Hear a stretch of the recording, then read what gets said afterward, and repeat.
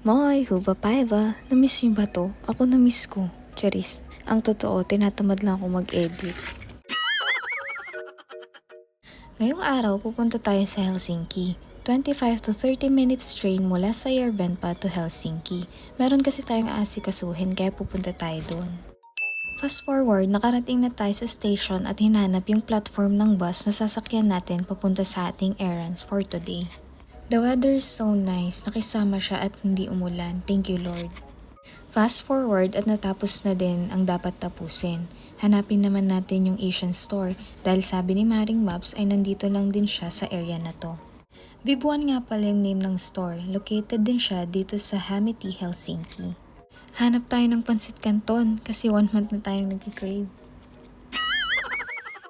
Yan nga pala yung mga available nila dito. May gulay din, isda, pero meron na yan sa Järvenpää. Ang mga binili lang namin dito ay yung mga needs or essentials na wala doon sa place natin. Syempre, hindi natin kakalimutan kung ano yung pinunta natin dito, yung pansit canton. At syempre, yung pang-adobo dahil everyday adobo naman ang ating ulam, ang dato puti soy sauce. Bili din tayo ng miswa at lalagyan natin to ng sardines. Grabe, dati yung sardines, uulamin mo lang siya kasi wala kang choice. Ngayon, cravings mo na lang siya. Grabe talaga kumilos si Lord. Thank you Lord. And yung last nating binili ay munggo.